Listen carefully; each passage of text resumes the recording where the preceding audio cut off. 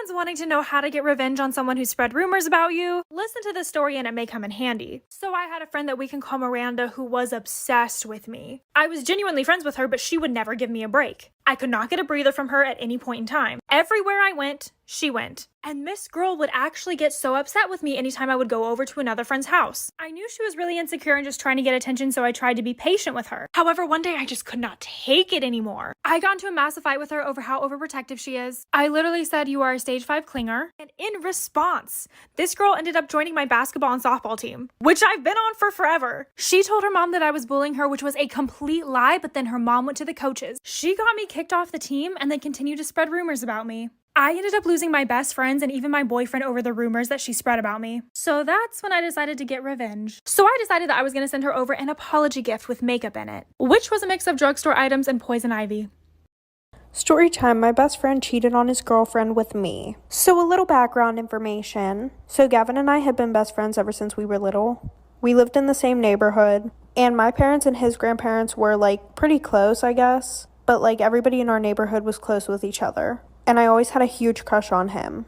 And I would try to subtly tell him that I liked him. But he would always be like, "Ew, don't joke with me like that. That's not true." And eventually, I just kind of got the hint that that was his way of telling me, "I don't like you. Stop before I tell you," in a mean way. So when we were in middle school, he was always having these 2-day relationships with all these girls and everything. And me, not so much, because sis didn't have a glow up until she reached her sophomore year in high school. And the thing was, I wasn't that best friend who would be like, "Ew, don't date her, she's ugly," or anything like that. I would totally respect all of his relationships, even if they were 2 days long, but he would literally still block me. Well, the one day we were hanging out at his house, for part 2, my best friend cheated on his girlfriend with me. So like I said, the one night I was at his house and he was on my phone and he was asking me who all these guys were on my Snapchat. And I told him that I had been talking to them and he was just being super toxic. He was talking shit on every single one of them. So eventually I started dating this guy, Trey, and after that he texted me saying that I was gross and everything else, when the next day he literally got a girlfriend. But weirdly enough, he didn't block me that time. He actually started texting me more, saying how him and his girlfriend were so happy together, da-da-da-da-da, and unlike him, I would be supportive. Well, the one night at 2 a.m., he came over my house, and he was like, "I don't have feelings for my girlfriend," and I'm like, "Okay, then why are you with her?" And then he has the nerve to say, "Don't you get that I like you?" Really? Well, eventually we cut off all communication and he was still with this girl. Well, the one night he asked me to come over and talk, and we ended up doing the nasty. And then he blocked me on everything, after he said we should both leave our girlfriends and boyfriends. Well, I ended up telling his girlfriend what we did, and they also come to my family cookouts. Extremely creepy story time on how my aunt passed away. So a little background information. About 5 years ago, my aunt had gotten pregnant. It was really weird because a few months before she got pregnant, the doctor told her that she would never be able to have kids. And her husband had been trying for years. Well, I think 2 weeks after the baby was born, it had passed away. And I don't really know why. For some reason, my mom won't tell me. Which is weird, but anyways, after that, my aunt just felt like a lot of things weren't going the way that she wanted them to in her life. So she decided to get closer with God. Well, every Sunday night, we go to my grandparents' house for a family dinner. And while we were there, my aunt starts going on this whole rampage. She said that God's not giving her the answers that she needs, and I don't really know what she means by answers. So my grandparents kick her out because she's acting like a psycho. Well, the same night at 3 a.m. in the morning, we hear a knocking on the door. And lo and behold, it's my aunt. So my mom lets her in because she feels bad and feels like she's the only one that will actually listen to my aunt. So she makes everybody sit at the kitchen table. And she pulls out a Ouija board from her bag, for part 2.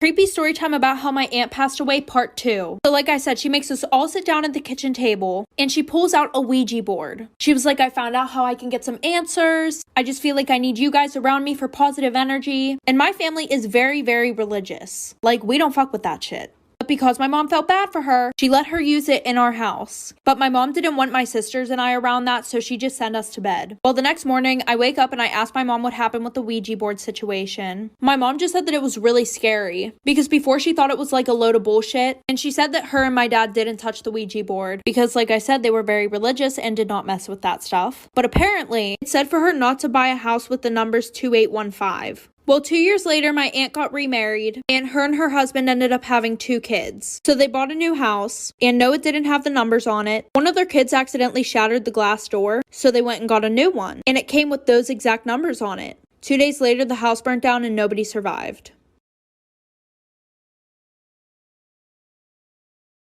Story time about how my boyfriend broke up with me to marry my mother. Disclaimer, this is not my story time. It was sent to me on Instagram. Yes, my boyfriend actually did marry my mom. A little backstory on him. He and I had been dating for 6 months. We decided we wanted to move in together, but neither of us had a job. So we ended up moving in with my mother. A little backstory on my mom. Her and I never got along when I was growing up. I mean, it would get to the point where we would throw hands. Every single week she had a new boyfriend. Most of the time her boyfriends would come live with us and she would pay for everything. She even asked me to get a job so that I could help support her and her boyfriend. I started working at a restaurant. And yeah, I helped her pay for bills. I would even buy her boyfriend his beer. When I got accepted into college, I decided I would move out. After that, I barely spoke to my mom. Fast forward to when my boyfriend and I move in with her. She would wear lingerie around the house and constantly flirt with my boyfriend. I had to tell her on several occasions to cover up and just leave him alone. But here's the thing, it never bothered my boyfriend. In fact, he would flirt back. I thought he was just joking. Until a few months passed and he breaks up with me. Part 2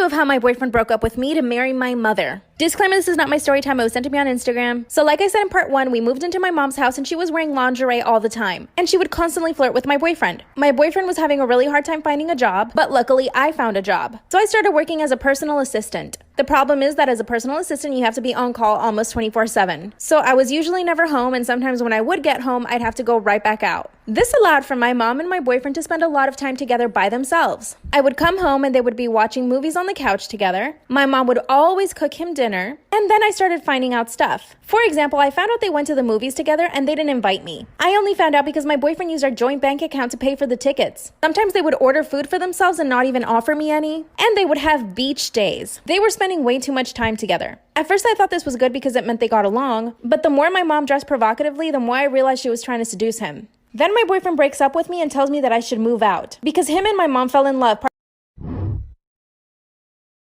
Part 3 of how my boyfriend broke up with me to marry my mother. Disclaimer, this is not my story time. It was sent to me on Instagram. So one day my boyfriend breaks up with me and tells me that I should move out. And when I asked him why, he said that him and my mother fell in love. But since I was already suspecting something, it didn't really surprise me. But of course I was still devastated. That's when he asked me if I could move out that same night. Mind you, I don't have any money or even a place to go to. That's when I run over to my mom's room and guess what? She had locked herself inside. The coward didn't even want to face her own daughter. She told me that the best thing for everyone was for me to move out and that she knew I could get back up on my feet. So I grabbed some of my stuff and I went over to my best friend's house. My best friend invited me to live with her, thank God. A few weeks later, my mom invites me to her wedding with my boyfriend. Or ex, I should say. Last I heard, she's doing OnlyFans and my ex is living off of her. I have a better job, I'm thriving and have my own apartment. Story time! My cheapest client. As a beginner nail tech, I let a lot of things slide. And I feel like I was just too nice and sometimes things can be my fault. But anyways, let's get into the story. At this point, I've been doing nails for at least like 5 months. And I had this one new client book with me. Everything was going smooth until they showed up. And they brought their own materials. By materials, I mean like rhinestones, gel polish, acrylic powder, basically everything I needed to do her nails. And I never know how to say no because I'm a nice person and people scare me low-key. So I agreed and I'm like, okay, we can use these to do your nails. Everything was going fine. And she had all types of different designs on each nail, which took a lot of time. And she was extremely picky on where she wanted her designs. And the set probably took me around 4 hours. And at the end, her nails came out just how she wanted. And she refused to pay me because it was her materials.